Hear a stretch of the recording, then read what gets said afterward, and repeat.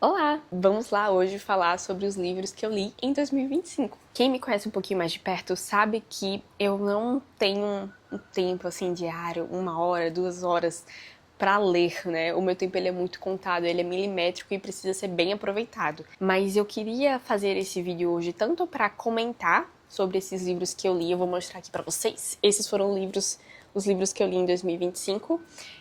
Fazer breves comentários, lembrando que tudo que eu falo aqui é muito pessoal, né? Então, o modo como eu li esse livro, o ângulo, o momento da minha vida, ele repercute muito sobre a sensação sobre aquela leitura, né? Então, é tudo com base na voz da minha cabeça. Então, é interessante vocês levarem isso em conta, né? Mas também mostrar para vocês que a soma de muitos poucos pode ser muito relevante. Eu considero isso aqui uma quantidade interessante para quem tem uma vida corrida, para quem tem mais de um trabalho, tem casa para cuidar, tem filho para cuidar, esposo, tem que cuidar de si. Então acho que foi um caminho muito interessante que eu tracei em 2025, com muitos desafios, com muitos erros, com várias situações que eu posso melhorar, mas acho que eu tenho alguma coisa a acrescentar para vocês nesse sentido, então vamos lá. O primeiro livro é O Poder Oculto da Amabilidade.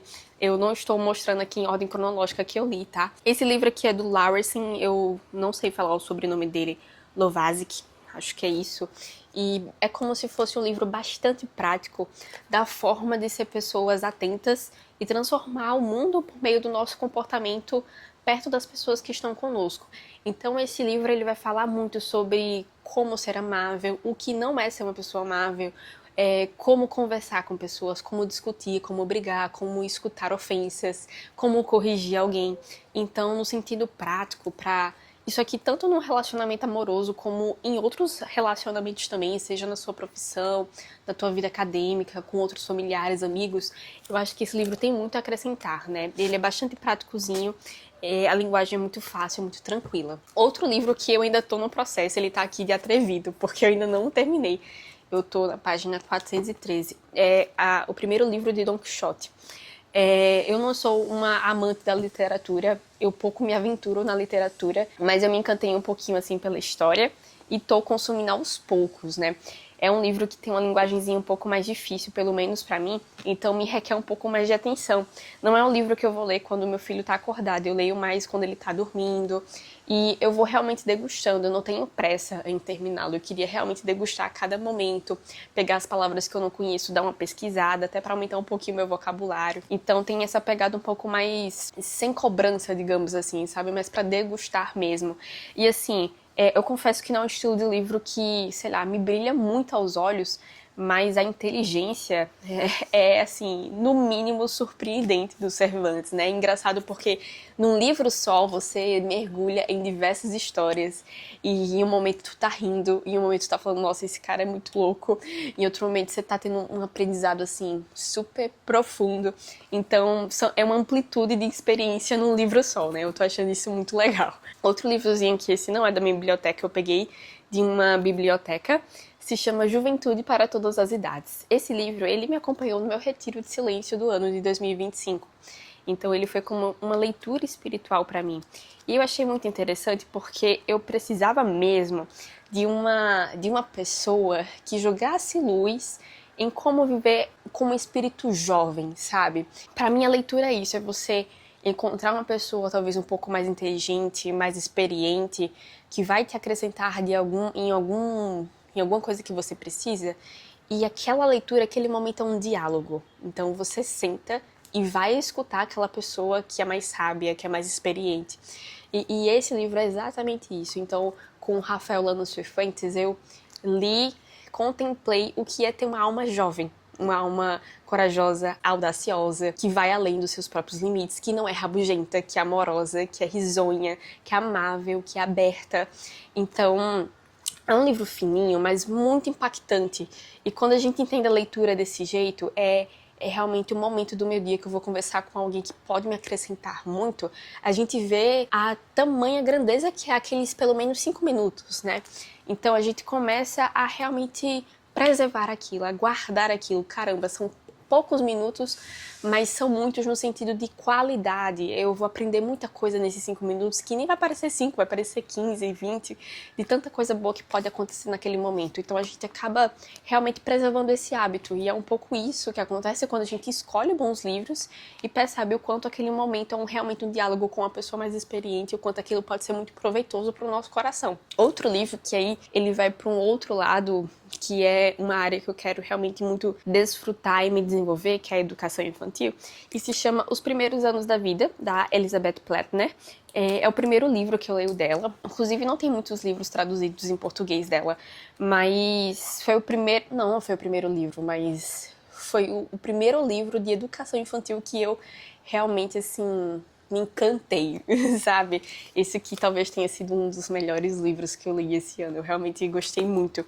Aqui eu vou abrir para dar uma dica para vocês. Enquanto eu leio um livro, eu faço um índice pessoal. O que significa um índice pessoal? Na medida que eu vou lendo aquele livro e eu vejo uma página que tem uma dica ou uma coisa que eu quero encontrar com facilidade após o fim daquela leitura, uma coisa que eu quero sempre voltar quando for necessário e não tá no índice oficial do livro, eu crio o meu próprio índice para ter mais facilidade de encontrar aquele tema. Então acaba que esse aqui é o meu índice pessoal desse livro. Bastante coisa, né?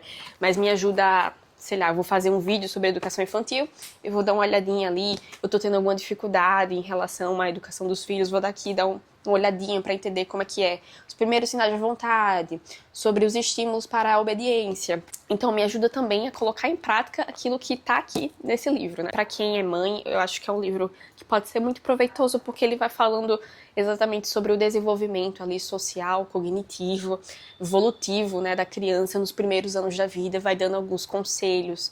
Então, e não é uma coisa fechada, sabe? Ela realmente preza muito pela liberdade da criança, pela liberdade dos pais, mas sem permitir que essa liberdade seja uma libertinagem, sabe? Então, eu acho que é um livro muito interessante para abrir os nossos horizontes. Quando eu terminei, eu percebi que na minha cabeça agora tem um repertório gigantesco de ações e reações diante de algumas situações familiares, sabe? Então, eu acho que pode ser muito interessante. E ainda seguindo um pouco essa pegada de educação infantil, tem o Carinho e Firmezas para com os Filhos, do Alexandre Clifford Pike. Eu acho que é Pike. É um livro mais introdutório sobre educação infantil. Eu diria que, para quem não conhece absolutamente nada, eu leria primeiro esse, para depois vir para esse. Mas é muito interessante, a linguagem é muito tranquila, muito suave. Ele fala o básico, feijão com arroz, que muitas vezes a gente esquece, ou que a gente não viveu na nossa própria casa, né? E sempre vai dando exemplozinhos com desenho, sabe, do que ele tá falando. Então, eu achei bem interessante a leitura desse livro. É mais para crianças, assim, que já falam, que já dialogam, que já batem de frente, né, com os pais. Então, é mais para essa fase infantil, tá? E aí, então, outro livro que eu li no ano de 2025 é do Henrique Rojas, O Amor, a Grande Oportunidade. Esse livro aqui eu encontrei apenas num sebo. Eu tava procurando livros desse autor, ele é um psiquiatra espanhol que eu queria conhecer, e esse foi o único que eu encontrei no sebo. Mas é muito interessante a leitura desse livro, ele é mais pro aspecto do relacionamento amoroso mesmo, e ele vai falando sobre as doenças e os remédios que contém ali nos relacionamentos amorosos do século XXI, do século da modernidade. Então é muito interessante porque ele é muito atual, né? Ele é muito certeiro nas dificuldades que os relacionamentos têm hoje, visto a ansiedade, visto a pressa, visto a superficialidade. Então é muito interessante essa visão dele, e ele vai trazendo casos clínicos que ele mesmo atendeu. Ele realmente preserva a identidade do paciente, mas é muito interessante você ver na prática, né? Como o casal chegou, qual é o fim dele, quando eles têm sucesso, quando eles não têm sucesso. Então é interessante porque você vê na prática os conselhos que ele dá. Minhas costas, Jesus. Vamos lá então. Outro livrinho pequenininho, esse é fininho, é o Caso Walter, é da editora Quadrante. Muitos desses livros que eu indiquei aqui são ou da Quadrante ou da Cultor de Livros, perdão. O Caso Walter, ele é realmente um exemplo, assim, uma historinha que vai contar a vida do cara chamado Walter. E esse rapaz, ele é como se fosse uma pessoa que tá no meio do muro. Ele não sabe se quer uma vida audaciosa, corajosa, ou se ele quer fingir de acomodado, que não quer ter compromisso nenhum na vida, que não quer lutar, né? Então, ele vive nessa luta da consciência. Vou ou não vou? confirmo ou não confirmo, bato de frente ou não bato de frente, e vai mostrando, o autor vai mostrando o quanto você estar em cima do muro é algo perigoso. O fato de você não decidir é pior do que você decidir algo, porque você não quer encarar as consequências, você não tem a coragem de dizer ou não ou sim. Então ele vai mostrar o quanto é interessante, o quanto é importante a gente ter paz na consciência e quais são os passos para que a gente tenha paz na nossa consciência, sabe? E aí a gente vai para uma biografia. Eu li apenas 3 biografias esse ano, eu acho. Essa aqui é uma delas, é Saxon. É uma biografia do Álvaro del Portillo. Ele é um beato da Igreja Católica. Eu confesso que eu conheci de longe, assim, a personalidade dele. Com o nome do meu filho Álvaro, eu realmente queria me adentrar na vida desse homem, porque eu queria poder, em certa medida, falar para o meu filho, tanto reconhecer para poder passar isso, né? As virtudes deste homem, como é que ele viveu a vida, como ele viveu as dificuldades. E eu confesso, assim, que eu me surpreendi. Eu fiquei, nossa, que alma grande, que alma fiel, que alma generosa, que homem bom, né? Realmente bom. E me identifiquei muito no sentido da personalidade dele, né? Ele era muito próximo do São José Maria Escrivá. São José Maria Escrivá, ele tinha realmente uma personalidade um pouco mais, como é que eu posso dizer, extrovertida, né? Pra frente, calorosa. Mas o Álvaro, ele é um pouco mais introspectivo, mas mesmo assim muito cativante. Então isso foi algo que eu me surpreendi muito, né? E foi jogando luzes pra mim. Olha, é possível cativar, é possível fazer amizades, é possível fazer um bom apostolado da amizade, mesmo com essas tendências, digamos assim. E o quanto ele pôde se entregar mesmo com tantas dificuldades, mesmo com doença, mesmo com guerras, mesmo com questões financeiras. Então, ver a história desse homem me alegrou muito. E eu fui com a intenção de conhecer para poder passar para o meu filho, mas acabou que eu fui surpreendida e fui cativada, né? Então, sério, não tem como você ler esse livro. Tem outras biografias dele, né, que eu ainda não li, mas esse foi a primeira que eu tive a experiência. Não tem como você ler e passar despercebido, assim, um testemunho da vida desse homem. Então eu indico demais para quem tem interesse nesse sentido. Um livro um pouco mais técnico da área da psicologia, justamente Temores Insanos. Ele é um livro do Centro Dom Bosco, escrito por Jordan Abud, acho que é assim que fala. Ele participa de uma escola da psicologia realista. Eles unem filósofos, psicólogos que têm essa ideia de trazer as raízes tomísticas para um momento da atualidade. E aí ele vai discutindo muito sobre a questão de escrúpulos e o toque. Ele não une essas coisas como se fossem um só, mas vai tratando suas diferenças, suas semelhanças, vai tratando remédios para como curar isso na atualidade, vai falando sobre casos, tudo isso sobre esse olhar da psicologia realista, muito interessante, é uma escola em certa medida pouco conhecida, então vale muito a pena a leitura para ampliar esse repertório na nossa cabeça, mas de fato é um livro com a linguagem um pouco mais técnica. Eu indicaria principalmente para profissionais da área de saúde, psicólogos, terapeutas. Os últimos 2 livros que eu li em 2025, ambos são biografias, ambos são da minha biblioteca católica, e o primeiro deles é a história de uma família. Esse livro foi uma releitura. Eu li ele, eu acredito que em 2019, 2020, algo assim. Mas era outro momento da minha vida, né? Foi um livro que me impactou muito, mas era outro momento da minha vida. E esse foi o meu livro do puerpério, né? Em janeiro eu ainda estava, de 2025, eu estava no meu puerpério. E eu queria que fosse marcado por um livro. E esse foi o livro que eu escolhi. Eu estava numa outra fase da minha vida, né? Começando uma outra fase. E ter como esse livro o meu descanso naquele período foi muito interessante para sempre ter um espelho, assim, sempre ter uma referência de doação, de entrega, de sacrifício, de alegria na vida familiar. A história de uma família é sobre a família Martin, que é a família onde floresceu Santa Teresinha.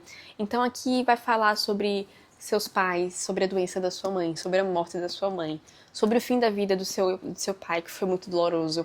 Vai falar sobre a sua ida ao Carmelo de Santa Teresinha, sobre suas irmãs. Vai mostrar algumas cartas que Santa Zélia falava, escrevia para o seu irmão, para sua cunhada, até para o próprio esposo. E nessas nuances vocês vão vendo, né? O amor que eles tinham um pelo outro, a entrega, o sacrifício que essa família fazia para que eles realmente fossem extremamente felizes no céu e na terra, né?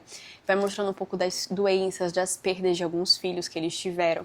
Então é uma história muito cativante. A gente se vê hoje pouca referência de famílias que realmente vivem as virtudes, que buscam a felicidade plena, terrena e celeste. E quando você vê esse livro aqui, você tem uma luz, sabe? Você tem um farol. Então, é claro que era um outro século, era uma outra fase da humanidade, mas existem formas de a gente conseguir filtrar e colocar para nossa realidade, sabe? Então é muito interessante, é muito impactante esse livro. E outra biografia que eu li foi a de Santa Joana d'Arc. Para mim, eu queria referências femininas, assim, né? De valentia, de ousadia, de coragem. Claro, com uma certa delicadeza, mas não deixando de lado a força interior que a gente necessita. Então, nesse sentido, conhecer Santa Joana d'Arc foi muito interessante, e com esse livro eu cheguei na conclusão que ela é mal compreendida, desde a época dela até hoje, né? Infelizmente, se tem uma imagem um pouco deturpada, um pouco suja de Santa Joana d'Arc. E aqui a gente vê uma coisa completamente diferente. A gente vê uma mulher que se doou, uma mulher que não era compreendida, mas que ela tinha a única certeza que estava confiando e se devotando da melhor maneira para Jesus Cristo, e isso bastava para ela. Então ela sofreu muito, ela morreu com esse teor de como se fosse bruxa, como se fosse uma herege, depois de muitos anos, após luta da família dela, que tudo isso foi batido de frente, né? Foi desmentido, até que houve a sua canonização. Mas até próprio dentro da igreja, assim, talvez Santa Joana d'Arc não seja tão compreendida. Então isso me ajudou muito a entender um pouco, né? O que é de fato a vida de Santa Joana d'Arc.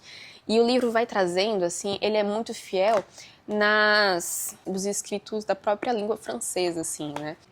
Ele vai trazendo várias referências, processos de reabilitação, vai falando sobre escritores que mentiram sobre Santa Joana, vai falando sobre escritores que falaram a verdade. Então ela sempre vai trazendo esses dois lados, né? Ela traz uma bibliografia muito gigantesca para comprovar o quanto ela realmente quer essa fidelidade à biografia de Santa Joana d'Arc, né, a história dela. Então é muito interessante. Bem, esses foram os livros que eu li. Teve outros que eu li no Kindle, que é Algo Grande Que Seja Amor. É um livrozinho, é um livro fininho, assim, que você encontra no site da obra, do Opus Dei, e que é um livro um pouco mais vocacional, de oração mesmo. É bem interessante, é gratuito, se vocês se interessarem. Vai falando um pouco sobre o chamado de Deus, sobre os planos dele, sobre o que é vocação, como corresponder a uma vocação. Vai trazendo ali em paralelo, né, exemplos do que fizeram os apóstolos, como foram para eles, trazendo isso para nossa realidade. Mas então os meus livros, eles se ramificam nessas áreas, né? Vida espiritual, formação, educação de filhos, literatura, filosofia. São as coisas que eu gosto de ler. E eu quero saber nos comentários se algum desses você já leu, se os conselhos, as dicas que eu dei em torno do vídeo podem ajudar vocês de algum modo. E se é um tema que interessa muito vocês, eu pretendo, mas eu quero saber do interesse de cada um aqui, se vocês querem que eu traga um vídeo apenas, né, sobre conselhos, sobre dicas, sobre como eu leio, os instrumentos que eu uso. Então, se vocês quiserem, eu posso preparar algo nesse sentido. Mas então, por hoje nós vamos ficar por aqui. Um beijão. Espero que o ano de 2026 seja muito frutuoso nas leituras para vocês também. E qualquer coisa eu tô aqui. Tchau, tchau!